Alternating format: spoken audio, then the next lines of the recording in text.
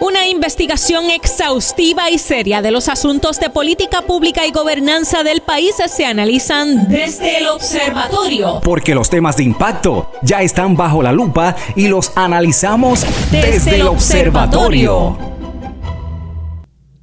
Saludos y bienvenidos a un nuevo programa desde el Observatorio. Les saluda la doctora Jennifer Castellanos Barreto, ayudante del director del Observatorio de Sociedad, Gobernanza y Políticas Públicas de la Pontificia Universidad Católica de Puerto Rico. Como todas las semanas, para mí es un gusto saludar a todas las personas quienes se conectan a esta hora a través de Católica Radio y por supuesto a todos los que escuchan o ven la retransmisión del programa por cualquiera de las plataformas digitales de nuestra querida universidad.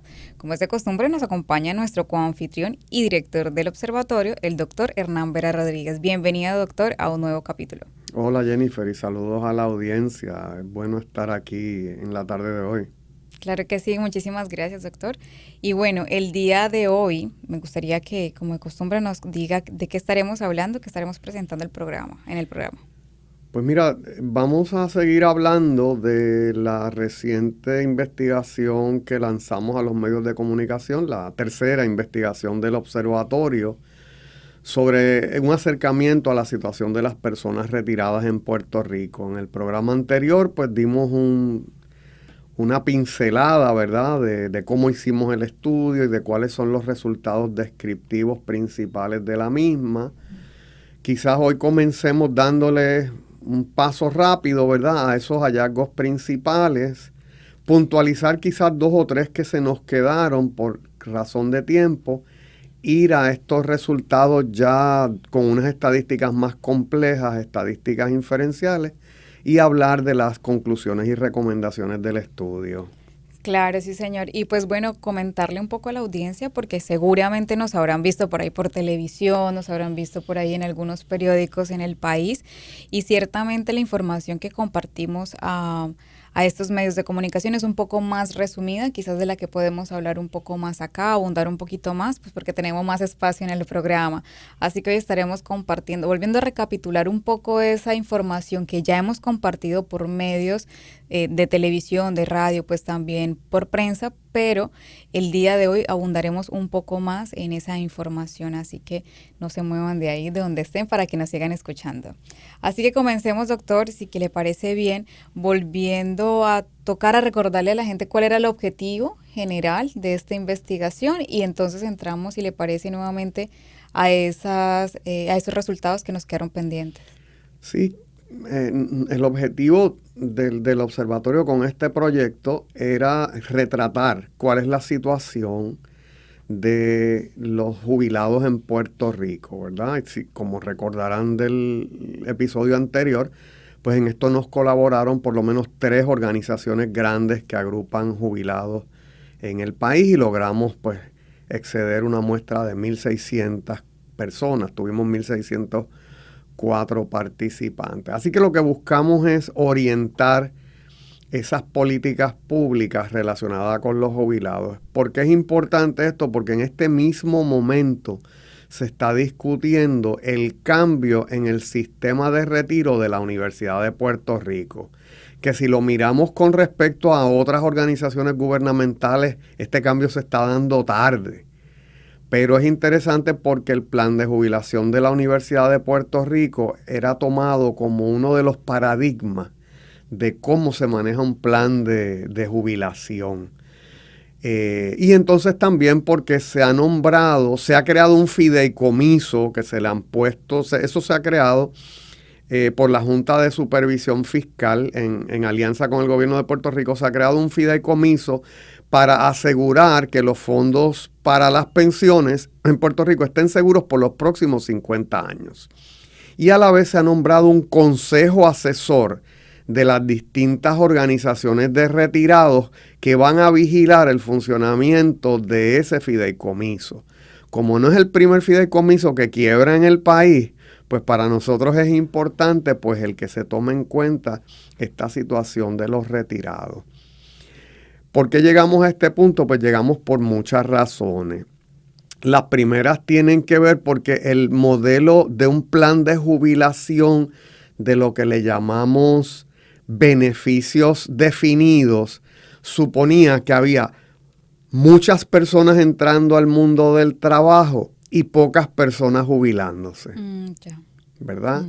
Entonces eran como dos cajas, una de entrada y una de salida, ¿verdad? Y el sistema estaba balanceado cuando tenías más entradas que salidas. ¿Qué pasa? Que el mundo del trabajo, por los cambios demográficos, esa ecuación cambió. Cuando los baby boomers empezamos a entrar en edad, empiezas a tener más gente saliendo de los trabajos que gente entrando o aportando a los sistemas de jubilación. Y eso provoca que esos sistemas de jubilación típicos, ¿verdad?, de reparto le llaman en América Latina, pues empiecen a quebrar. Y entonces hay que congelarlos, hay que sustituirlos por sistemas híbridos, hay que cambiarlos a sistemas de retiro tipo individual o de cuentas individuales como los 401k. Otra razón que lleva a esta situación del caos en Puerto Rico, sobre todo en el tema gubernamental, tuvo que ver con el manejo de los fondos. O sea, se fue hasta cierto punto irresponsable con el manejo de los fondos, porque en muchas ocasiones se concedían aumentos a las pensiones, quizás por razones políticas, sin considerar ese desbalance que había entre las entradas y las salidas. Ventanas de retiro temprano que se crearon. Así que como política pública, las políticas neoliberales decían, vamos a hacer el gobierno más pequeño. Pero en hacer el gobierno más pequeño, pues le compraste, entre comillas, el retiro a mucha gente.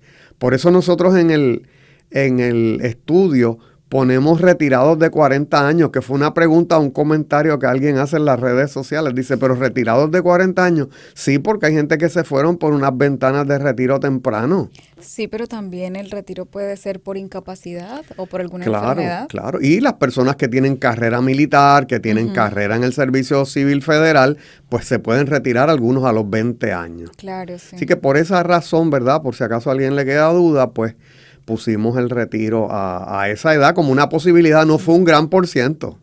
No encontramos unos grandes por ciento de gente entre los 40 y los 50, pero había algunos en nuestro estudio. Así que, otra causa fue que el gobierno de Puerto Rico veía en los fondos que había en las cuentas de los sistemas de retiro gubernamentales, veía eso como un dinero que estaba varado allí y que no estaba haciendo ninguna función. Y como hacía falta dinero para otras obras y para otras cosas, se cogieron préstamos contra esos fondos del retiro, que no eran propiamente del gobierno, porque eran de los retirados y de los fondos de retiro. Esos dineros nunca se repagaron. Así que, ¿verdad? En varios estudios que tengo, pues ahí, y el que desee lo puede pedir por el correo del observatorio, yo hablo de 5 razones que llevan a las quiebras de los sistemas de jubilación de Puerto Rico en el sector público. En el sector privado aplican algunas de las cosas como el desbalance entre las entradas y las salidas y algunas situaciones que han ocurrido en el mercado de valores. Porque ese dinero que le sacaban a uno, ¿verdad?, para el plan de jubilación, se invertía en los mercados de valores, en bonos, en acciones, y allí se gana y se pierde, ¿verdad? Y en muchas ocasiones, pues ha habido varios lunes negros de esto en los mercados de valores de los Estados Unidos y se pierde entonces gran cantidad del dinero que había para allí. Así que así se llegó a esta situación y por eso, ¿verdad?, muchos de nuestros retirados tienen una pensión menguada, tienen una pensión que no era la que esperaban, que ya era precaria, porque cuando uno se retira, tú te retiras con entre un 65 y un 75% de tu salario. Y en la pregunta que nosotros hicimos, ¿cómo percibía su situación económica antes de retirarse? Pues si observamos, la mayoría señaló regular y buena, o sea que no era muy buena o excelente, o sea no se puede decir que realmente estaba en tremendas condiciones antes de retirarse. Sí, y de nuevo, la jubilación tiene el problema de la congelación de los salarios al momento de tu retiro, ¿verdad? Porque si nosotros seguimos trabajando y viene un aumento en el pago por la jornada por hora, el pago por hora, o de alguna manera esos aumentos en los salarios mínimos empujan nuestros salarios, pero los de los retirados no. ¿verdad? Y entonces, pues, cada día el retirado que se jubiló en los 80, 90, 2000, 2010, pues está viviendo con el 65 o 75% de su salario en el mejor de los casos, y eso indexado a lo que ganaba la persona al momento de su retiro. Ujú.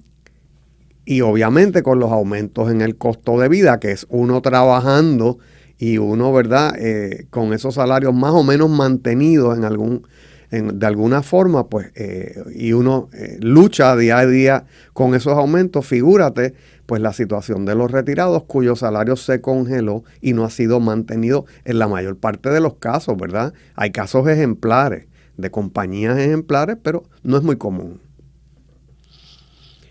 Otro hallazgo del estudio que traemos del estudio del 2012 tiene que ver con la situación de la vivienda. Nosotros nos gustaba explorar, ¿verdad?, cuál es la relación entre el jubilado y su vivienda. Y es interesante el valor que en nuestra sociedad y en esas generaciones, vamos a puntualizarlo, yo creo que es algo que está cambiando aceleradamente. En esas generaciones se les daba a la tenencia de un hogar, ¿verdad? Así que podemos decir que las personas que encuestamos le daban gran valor a tener su propiedad, a tener algo que diga, esta es mi casa, ¿verdad? Así pues, el 88% de las 1.604 personas que encuestamos aseguraron vivir en su residencia propia.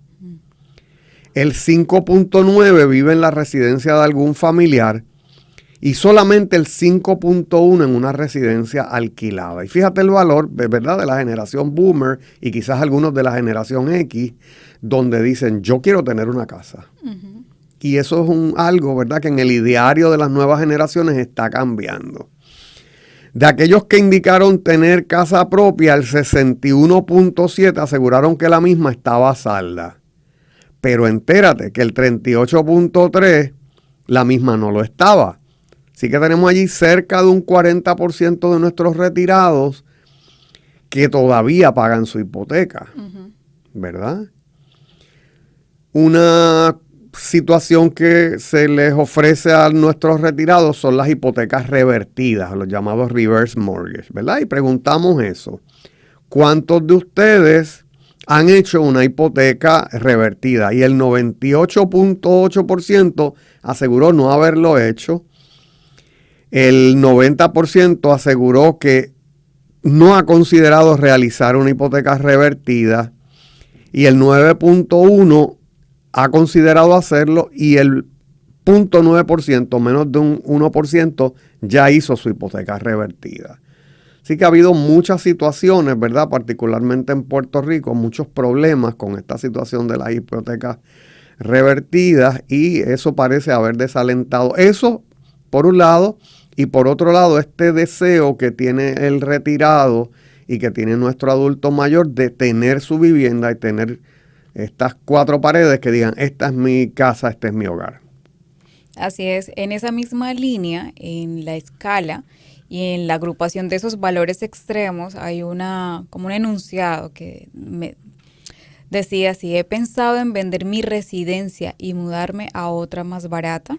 Y aunque el porciento no es muy alto, es interesante observarlo, ¿no? Porque si lo generalizamos y si tuviéramos toda la muestra a nivel de Puerto Rico, pues quizás ese 20% sería un poco más significativo. Pues el 19.6% señala estar de acuerdo con esa premisa. Es decir, que se ha pensado en algún momento, mira, irme a un espacio más pequeño, buscar una casita más pequeña, un apartamento y vender esta casa, ya sea muy grande, ya sea para cubrir sus necesidades, ya sea por situaciones de salud, que esas cosas pues no las desconocemos, pero podemos especular en relación a ello. Sí, vamos a especular un poco más. Vamos a decir que los adultos mayores retirados, muchos vivirán el síndrome del nido vacío, ¿verdad? Tenías esta casa el ideal puertorriqueño, esta casa de 4 cuartos, 2 baños, 500 metros de solar y cyclone fence, ¿verdad? Sí, con un patio gigante. ¿Verdad? Sí. Así que ese era el ideario. Pero ¿qué pasa? Se fueron los niños, se mudaron, se fueron a Estados Unidos. Y tengo una propiedad que capitalizó por mucho tiempo. O sea, tengo dinero ahí en las paredes. Y algunos, ¿verdad? Pues una minoría, como señala, pues quizás dice, yo no necesito tanto espacio. De hecho, resulta a veces complicado el mantener tantos espacios y resulta costoso. Claro. ¿Verdad? Y entonces quizás algunos han pensado pues capitalizar en esa vivienda grande que era familiar y que quizás ahora pues entienden que con la mitad de ese espacio pudieran trabajar. Sí, y añadiendo un poco a ese punto, que quizás nosotros no lo abordamos dentro del libro, pero sí nos lo han preguntado, que si eso está relacionado, por ejemplo, los sentimientos de soledad, por ejemplo, ahora pensar en vender la casa y mudarme a una casa más pequeña, a otra residencia, puede estar relacionado con la migración. Y especulándolo, porque esto realmente no lo podemos afirmar y decir, los datos lo demuestran, pero basándonos quizás en datos sobre la gente que ha migrado y quizás especulando un poco ese perfil de quiénes son los que migran, pues podemos decir que la gente más joven, por lo tanto hijos y familiares, etcétera, con los que vivía, incluso hermanos, tienen que emigrar por necesidades quizás económicas y otro tipo de motivos que dejan a estas personas retiradas y mayores en Puerto Rico. Algunos, me imagino, puedo especular también, reciben apoyo familiar, que es un tema que también abordamos aquí, y algunos otros no. Entonces, ese sentimiento de soledad, quizás esa forma de pensar de que voy a vender la casa, de tristeza, de que el gobierno no va a hacer nada, tiene que ver o puede estar relacionado con ese aspecto de me estoy quedando solo. Realmente estoy solo en Puerto Rico, estoy pensionado y la cosa está difícil acá. Claro, claro. Entonces, fíjate que si seguimos esa especulación, pues la red de apoyo, muchos de nuestros retirados, muchos de nuestros adultos mayores, no tienen una red de apoyo. Y eso quizás lo verificamos un tanto cuando mencionamos la cantidad de personas que han pensado volver a trabajar, ¿verdad? Y entonces, dentro de esa especulación, pues hace sentido el que el adulto mayor pues se siente solo, el adulto mayor tiene unos espacios que son más grandes que sus necesidades en su casa, que quizás ha pensado capitalizar en ellos y quizás ha pensado emigrar ellos también, él o ella, ¿no? O la pareja. Entonces se da esa posibilidad dentro de ese mundo, ¿verdad? Y fíjate que a esta línea se suma este reactivo donde nosotros decíamos, la situación económica del país ha afectado las finanzas de mi núcleo familiar y el 84% de esta muestra, es decir, 1.348, estuvieron de acuerdo con esa premisa, que son cosas que se atan. Y por otro lado, pues también preguntábamos si ha notado que después de la pandemia del COVID-19 la situación financiera ha empeorado y el 72% estuvo de acuerdo con esta premisa. Así que no tenemos estadísticas relacionales para decir si se relaciona con, pero los porcientos en el que la gente está de acuerdo nos dicen o nos indican posibles situaciones, ¿no? Aún más, el 60% piensa que desde las políticas públicas no va a haber cambios dramáticos. Así que desconfían nuestros retirados de que el gobierno les hará justicia. Y quizás el gobierno entendido, ¿verdad?, ampliamente, entendido por el gobierno estatal, entendido como el gobierno federal, entendido por el rol de la Junta de Supervisión Fiscal. Así que quizás nuestros retirados vislumbran que lo más que pudiera pasar en el mejor escenario es que sus pensiones continúen como están. Pero, ¿verdad?, estas otras propuestas de lograr una mayor justicia para las personas retiradas, luego de una vida de trabajo, no nos olvidemos de eso, ¿verdad? Eso quizás las nuevas generaciones que nos escuchan no empaticen mucho con eso, pero se dice fácil, pero se hace muy difícil el pensar en una vida de 30, 40 años de trabajo, ¿verdad? Es cierto, pero fíjate que a pesar de no esperanzar en el gobierno, pues hay algo que nos mantiene y son esos factores protectores que llamamos en psicología, que Claro. están relacionados con la fe y la esperanza. Y un enunciado decía, tengo la esperanza de que la situación económica mejore, y el 51% estuvo de acuerdo. Aspecto que yo resalto, y es que tiene que ver con nuestra fe, con nuestra esperanza de que en algún momento, ya sea por situaciones familiares o porque busque trabajo o porque el gobierno haga algo, pero que ya vimos que no, hay un sentimiento de esperanza en las personas que me parece importante a la hora de afrontar situaciones difíciles, ¿no? Ya hemos visto que por diversas situaciones ambientales, los puertorriqueños son bien esperanzadores en ese sentido, son personas de fe, que yo entiendo que ahí podemos apuntar un poco al aspecto individual, ¿no? De cómo las personas pueden afrontar este tipo de situaciones difíciles. Sí, es real, cae en el territorio de la fe, porque el ambiente, ¿verdad? Fíjate, todo lo demás que hemos recogido en el estudio, pues es un ambiente negativo, ¿verdad? Claro. Para la situación del retirado, pero aún así, Uh-huh. el retirado dice, pues mira, tengo fe en que esto va a cambiar, y nos parece importantísimo ahora que lo puntualizas, ¿verdad? Sí, porque creo que ante situaciones adversas todos buscamos la forma de sobrellevar las situaciones difíciles, y más que hemos visto en estos resultados que hay mucho sentimiento de tristeza, soledad y preocupación, ¿no? Así que resaltar un poco eso sería importante para quienes pues tienen fe. Pues amigos, vamos a una pausa y ya regresamos desde el observatorio. Desde el observatorio. Amigos, estamos de vuelta en Desde el Observatorio, dialogando con el doctor Hernán Vera sobre estos resultados de nuestro reciente estudio sobre un acercamiento a la situación de las personas retiradas en Puerto Rico. Doctor, ¿le gustaría seguir en este segundo segmento?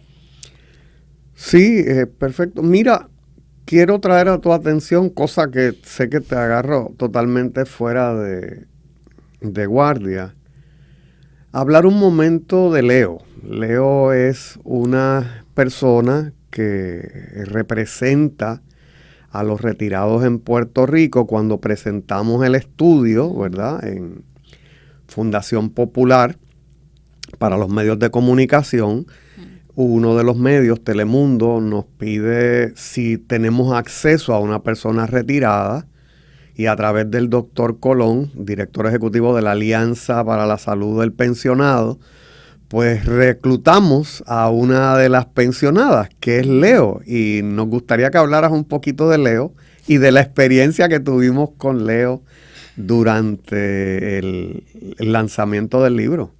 Pues fue bien sorprendente y al mismo tiempo, fue como una mezcla de emociones, porque escucharla a ella hablar de su situación es ver un humano reflejando los datos que habíamos presentado minutos antes, ¿cierto?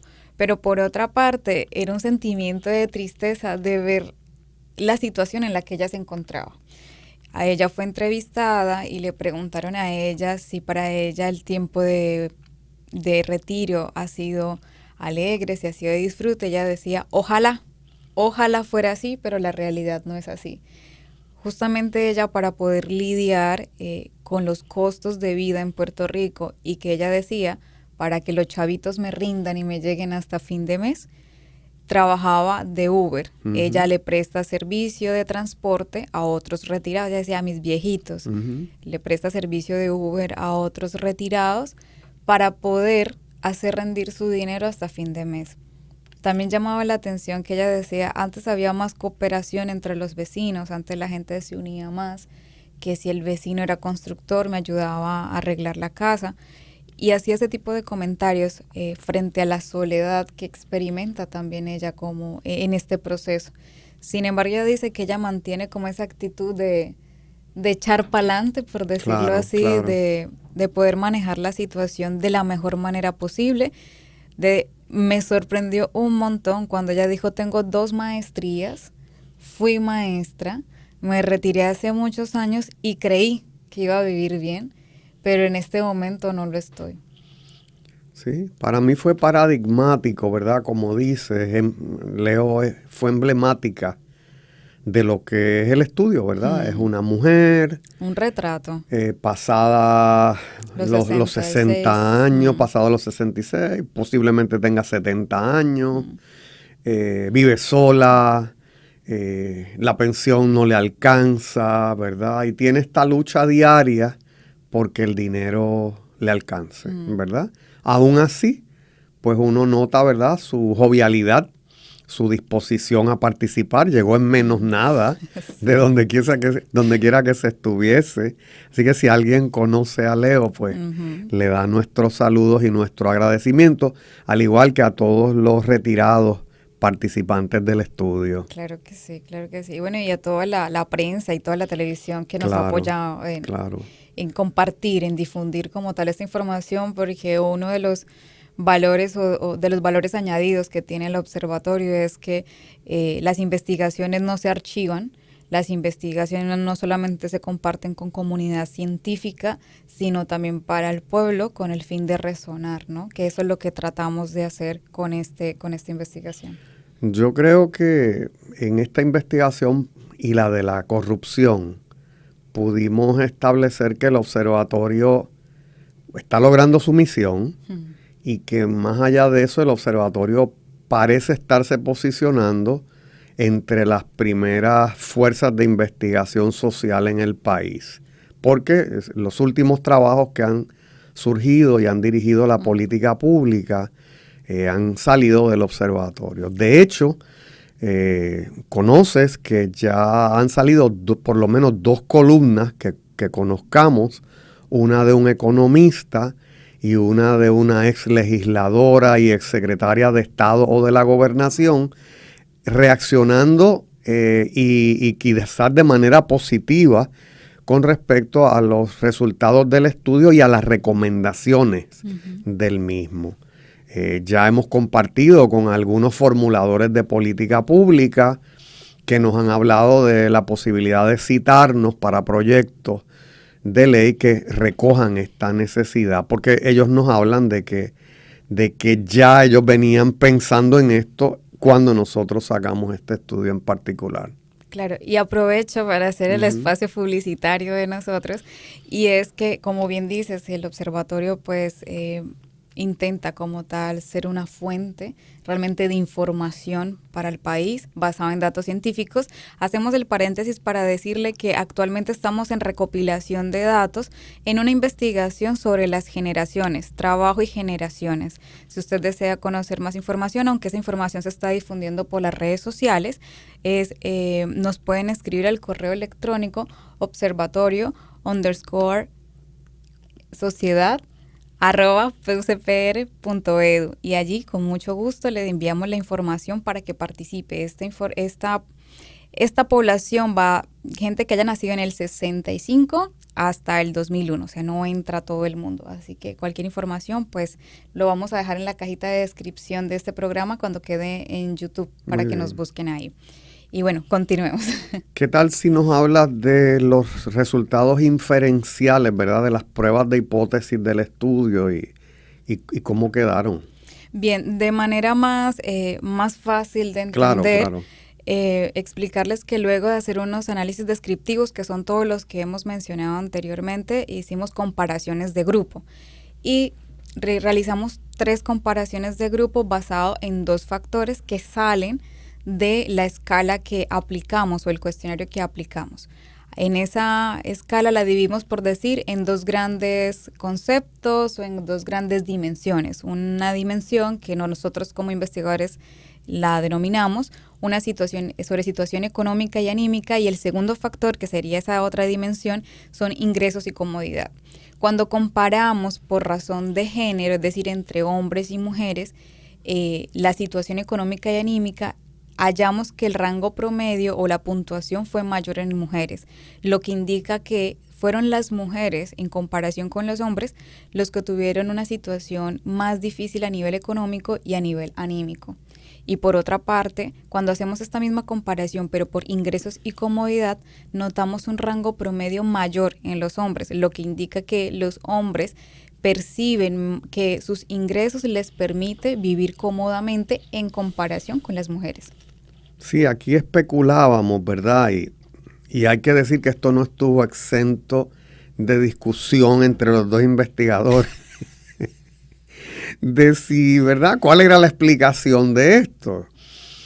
Entonces yo era de la idea, ¿verdad?, de que hay estudios en Puerto Rico que nos hablan de la disparidad de ingresos entre féminas y varones en el mundo laboral. En el mundo laboral, y aquí pues pienso en el estudio de Alméstica y Caraballo Cueto, donde encuentran, ¿verdad?, esa situación, esa disparidad salarial. Y pensamos, ¿verdad?, que la disparidad en ingresos que existe en el mundo del trabajo, posiblemente porque entre allí el fenómeno del tejado de cristal o algún tipo de discriminación laboral contra la mujer, o porque las mujeres escogieron ciertas profesiones que no son las más rentables, eso se lleva después al mundo del retiro, ¿verdad? Si gano menos en el mundo del trabajo y mi retiro es un reflejo de mis ingresos durante mi vida de trabajo, pues claro que se va a reflejar allí esa disparidad, ¿verdad?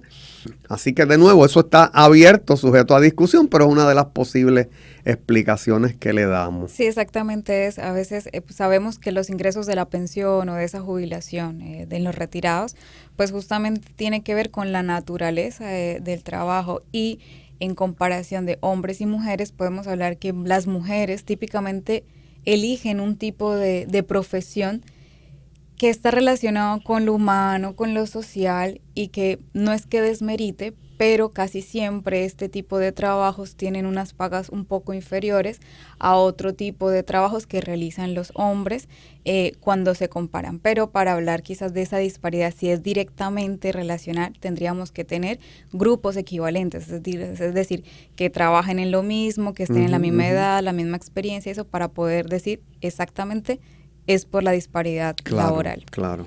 Bien, continuando con otra parte, haciendo las comparaciones ahora en el cuidado de algún adulto mayor. Ya habíamos mencionado que el 25% de la muestra de estos participantes cuidaban a algún adulto mayor. Y al comparar entre quienes cuidaban y quienes no cuidaban a algún adulto mayor, hallamos que quienes sí cuidaban a algún adulto mayor percibían una situación económica y anímica más difícil en comparación con quienes no tenían al cuidado a algún adulto mayor. Y por otra parte, los ingresos y la comodidad eran percibidos de mejor manera, o sea que los ingresos le permitía vivir cómodamente a aquellos quienes no cuidaban a algún adulto mayor. Sí, ahí de nuevo uno no tiene que acabar la investigación en cierto momento, porque uno nunca acabaría de analizar los datos y hacer cruces, ¿verdad?, de variables, pero recuerda o recordemos que dijimos en el episodio anterior que los retirados tenían entre 1 y 3 dependientes. Y posiblemente, ¿verdad?, en un segmento de esos 25% de las personas que cuidaban, pues ese dependiente sea un adulto mayor que es dependiente. Y ciertamente pues se da aparentemente un empobrecimiento de estos retirados que por lo menos lo perciben así, que cuidan a un adulto mayor. Y recordar un poco que a veces estos adultos pueden tener alguna condición de enfermedad y eso agrava un poco más la situación económica por los gastos de medicina y todo lo demás, cuidado. Claro, recordemos las áreas donde los retirados nos decían que hacían recortes, ¿no? Donde estaban principalmente las medicinas, donde estaban los alimentos, donde estaban las utilidades, donde estaban las actividades de ocio, ¿verdad? Bueno, y en un tercer aspecto, pues comparamos tener a cargo algún nieto, recordando que cerca del 10% de los encuestados cuidaban algún nieto. Entonces, habían 3 grupos, si cuidaba, no cuidaba o solo en ocasiones. Al comparar estos 3 grupos, hallamos que el rango promedio o la puntuación mayor fue en quienes sí cuidaban. Por lo tanto, quienes sí cuidan algún nieto perciben una situación económica y anímica más difícil en comparación con quienes no lo cuidan o quienes solo lo cuidan en ocasiones. Y por otra parte, estos mismos tres grupos, al ser comparados, identificamos que quienes no cuidan ningún nieto, algún nieto, pues los ingresos sí les permite vivir más cómodamente en comparación con los otros dos grupos, es decir, con quienes sí cuidan o quienes cuidan en ocasiones. Ahí tenemos que decir que la literatura es bien compleja, ¿verdad? Con respecto sí. al efecto de cuidar nietos en el ánimo y en la economía, ¿verdad? Aún en el término del ánimo, te debes recordar aquel estudio que decía que me añade estrés, pero me añade alegría. Exacto, felicidad. ¿Verdad? Me añade felicidad. Entonces, vamos, lo mismo podemos decir del adulto mayor, o sea, es gratificante ayudar en el cuidado de alguien que nos cuidó. Así retribuir. Pero nos añade estrés, estrés, ¿verdad? Y nos erosiona algún ingreso, pues posiblemente también, pero me estuvo bien simpático lo compleja de la literatura y cómo no marca una sola dirección en lo que tiene que ver al cuidado de los nietos, si recuerdas, ¿no? Sí, que uno diría, los nietos te hacen más feliz. Bueno, sí, pero te dan más estrés. y se lo puede imaginar uno, ¿no? Sí. Ya yo estoy en el club, ¿verdad? Sí, te amo, pero llévatelo ya porque no lo aguanto. Bueno, doctor, ¿qué le parece si pasamos a las conclusiones y algunas recomendaciones? Pues mira, en las conclusiones, en algunas de ellas lo que hacemos es reiterar los resultados, ¿verdad? Claro. Primero, que para un grupo importante de los retirados en Puerto Rico, esta época del retiro, más que ser una época de descanso, tranquilidad y alegría, representa una lucha continua para que el dinero les alcance hasta fin de mes. Así que tenemos que solidarizarnos como sociedad con esa lucha, ¿verdad? Y tenemos que verla. En lo del cuidado de los nietos particularmente tenemos unos señalamientos. Reconocer que el 49% de los participantes y quizás el 85% de los participantes están en unos niveles de ingresos muy cercanos a la línea de la pobreza. Particularmente cuando le añadimos a eso la cantidad de dependientes que pueden tener. El 74.6% de la muestra eran mujeres y el retiro pareciera, ¿verdad?, ser una época en la cual se acentúa la pobreza entre la población femenina del país. Recordémonos también que en Puerto Rico la población está demográficamente desbalanceada. Sí. Casi cualquier fenómeno que usted mida, usted va a encontrar que el perfil es de una mujer. ¿Por qué? Porque por esta puerta que tenemos aquí, si entran 10 personas, 8 van a ser mujeres. ¿Verdad? Y que hay varios aspectos que hacen que la mujer viva más biológicamente, ¿no? Claro, y también claro. Socialmente los hombres están expuestos a veces a actividades de alto riesgo, mueren más, en las muertes violentas mueren más los hombres que las mujeres, y por el instinto protector que tiene la mujer, a veces le hace vivir mucho tiempo más, y las enfermedades a veces más graves están asociadas más a los hombres. Así que hay muchas explicaciones por qué las mujeres viven más y los hombres viven menos también, ¿no? Que vivimos de forma peligrosa los varones. Mira, la mayoría de los participantes apuntó que su situación económica antes del retiro era buena y regular. Las áreas principales en las cuales habían hecho ajustes, como dijimos, eran el ocio, las utilidades, la comida y las medicinas. En la comida es bien interesante, ¿verdad?, que una de las premisas decía que cuando voy al supermercado escojo los alimentos más baratos para que el dinero me dé a fin de mes. Y eso tiene, ¿verdad?, unas repercusiones salubristas, porque quizás a veces, ¿verdad?, el alimento de menor calidad pues pudiera tener unas repercusiones a nivel de salud.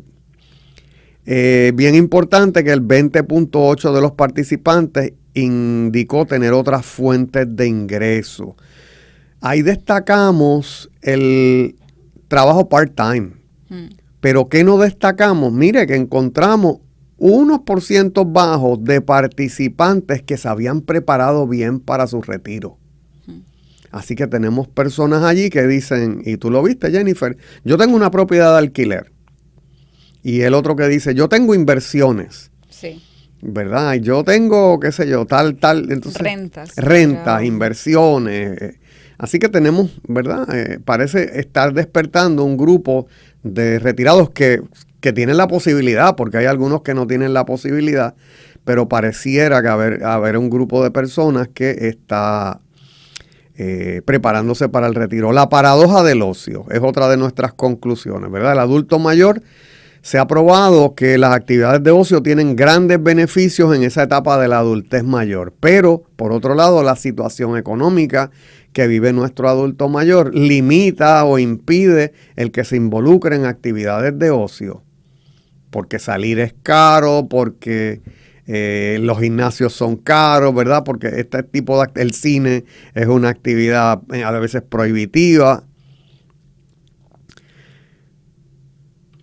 Y entonces, en términos de recomendaciones, pues la primera recomendación que nosotros tenemos, un poquito complicada, pero tiene que ver con la necesidad desde la política pública de darle mantenimiento a las pensiones de los retirados.